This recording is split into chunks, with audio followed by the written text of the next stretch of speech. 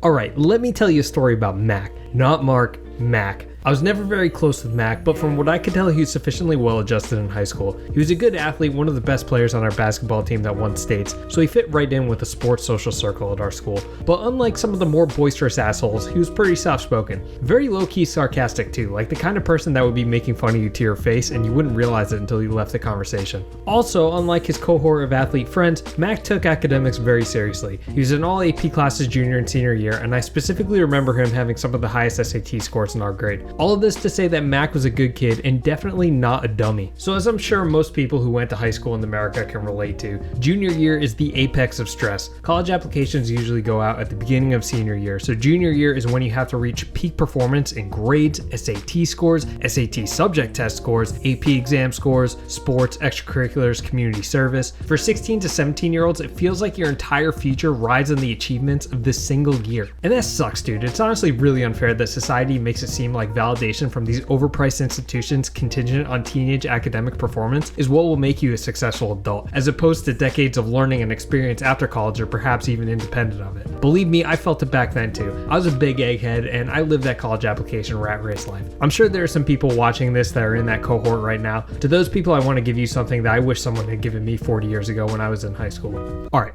I want you to close your eyes, go ahead.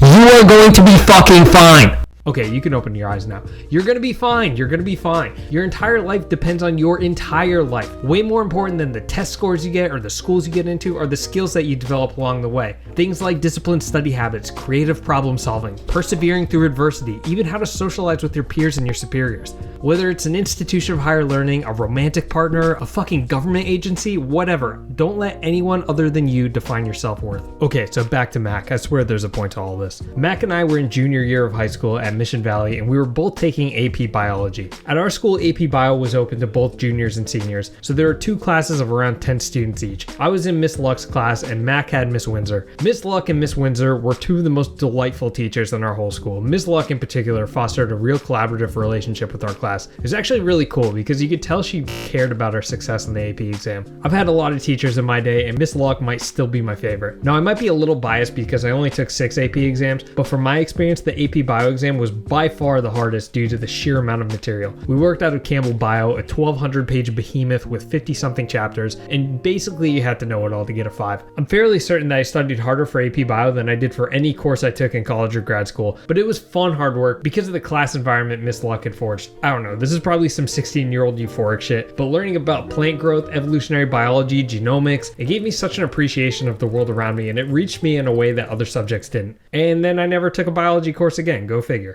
So it's winter. Mac and I are hard at work in our respective AP biology classes. Our other courses that year were notoriously difficult at our school as well. Mac was in AP English and History, which was a huge step up from our sophomore year classes. Also, we were both grinding studying for our SATs. And on top of that, Mac is well into the basketball season. It was a taxing couple of months. It was about to get a lot worse for Mac though, because during one of his games, Mac broke his leg. From what I heard, it was pretty gnarly. I think he had to get some screws, and he was wheelchair bound for the next few weeks. If you've gone through a sports injury in high school, you know that it fucking sucks. Not only are you deprived of whatever physical activity you love to do, but you're probably going back and forth between doctor's offices, physical therapy, and maybe missing some classes to do so. And during a year where the workload ballooned and academic performance is at a premium, an injury like this is the last thing you want to deal with. I'll clue you in on the moral of the story early. When you're faced with challenging circumstances beyond your control, don't do anything within your control to make things worse. So here, Mac has a broken leg, he's sad he can't play basketball for the rest of the year, and he's missed some time at school. In particular, Mac missed an AP bio test. I think this one was on microbiology. None of this was Mac's fault. He was in a pretty rough spot. But, and this is where the moral materializes, to deal with these pressures, Mac decides to cheat on the makeup test.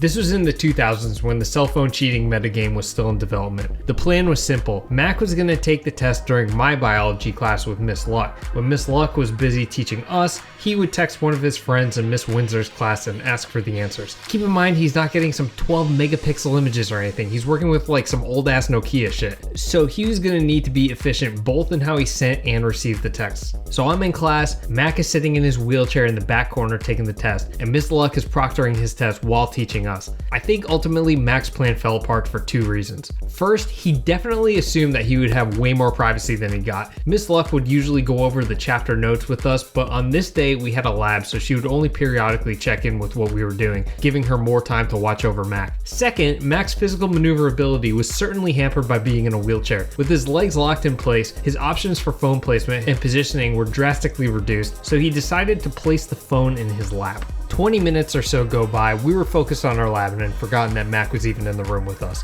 Then all of a sudden I see Miss Luck's face drop and she rushes over to Mac in the corner. The brief exchange between them was out of earshot, but we all knew what was going on. Mac, who's usually relaxed and confident, was now wide-eyed with fear and embarrassment. Miss Luck authoritatively reached her hand out to collect his test and promptly sent Mac to the principal's office. All of the stress of junior year, his injury, the overwhelming workload he failed to keep up with, the college application process came crashing down on him in a matter of seconds. And as traumatizing as this probably was for Mac, it was equally as hilarious for about 100 other students. You see, our biology class was at one end of a long hallway at our school, and the principal's office was at the opposite end. Instead of the walk of shame, Mac did the roll of shame with his wheelchair right by dozens of other classes. And I will never forget this image. Mac wheeling his way to his punishment and letting out the most quiet, pathetic whimper I've ever heard.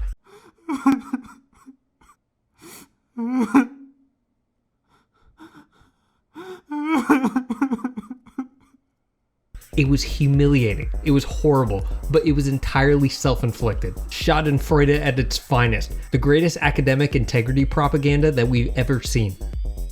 So that's the story about that time Matt got caught cheating on a test and how he bawled his eyes out wheeling his way to the principal's office. Matt got a 0 on the test and got kicked out of National Honor Society, but his formal penalties ended there. Mac turned it around and got a decent grade in the class, did well in the AP exam. The next year he was a key contributor in our school state championship in basketball, and he even got a scholarship to play at a university that ironically enough is world renowned for being of the highest ethical caliber. The real extent of Mac's punishment, however, was creating a demoralizing meme that lived on for the rest of high school. His banter was thereafter, excuse my pun, handicapped, because anytime he would shoot the shit with his friends and overstep, they would pull out the trump card and imitate his legendary wheel of shame. If at any point Mac's wisecracks were a little too scathing, someone would turn around and go, "Hey Mac." We were relentless, but it was also fucking hilarious. So what's the takeaway in all this? Don't fucking cheat. It's such a bad idea. Worst case scenario, you could get expelled, which should be enough of a deterrent on its own. Mac had a fairly benevolent outcome. I think his teachers recognized his extenuating circumstances and gave him the grace to get it together. Best case scenario is that you don't get caught, but even that outcome is extremely suboptimal. I'm not going to appeal to a holier than thou ethical argument because chances are if you've decided to cheat, you probably don't give a shit. I also don't want to sensationalize what I'm about to say because people see right through that too. You know, let's say you forgot to study for a Spanish quiz and you look at your notes during the quiz. If you don't get caught, it's probably not the end of the world. You shouldn't do it. You're an asshole for doing it while your classmates studied fairly. You're risking a lot for a grade that's going to become meaningless after you leave school. In the grand scheme of things though, maybe you never take a Spanish course again or somehow never interact with a Spanish speaking person again. You're not going to face eternal damnation for peeking at your notes. But if you're cheating in order to boost your chances of getting into a good college, especially if you make a habit out of it, it will catch up to you. It might be as soon as a few weeks during an exam when you realize you need to understand the material from the quiz you cheated on earlier. Maybe you eventually get caught in college and that monetary investment in your education gets thrown out the window when you get expelled. Maybe you'll have trouble giving presentations because you haven't learned how to communicate the information, but you can't cheat your way through the real world though, because real world problems don't have simple answers on SparkNotes. Even if you suck at test taking and struggle with keeping your grades up, I promise you that by developing problem solving skills and grappling with challenges, you're infinitely more prepared for the workforce than someone who takes the easy way out and scams their way into good grades. My middle school principal used to tell us a story every year about how his most proud academic accomplishment was working his ass off to get a C in chemistry. And like I said, at the time I was a big egghead that only cared about grades, so when I heard the story I was like, a C? Pfft, what a dumbass. But now that I'm his age, I recognize that I had the exact same experiences. My grades weren't too great in freshman and junior year English, and at the time I was so disappointed in myself, I thought I would never get into the colleges I wanted because these asshole teachers would wouldn't give me better grades, but because of their brutally honest feedback and the hard work I put in, I was able to hone my craft throughout my academic career to the point where now I'm writing think pieces on kids who bullied me in high school, so look who's laughing now.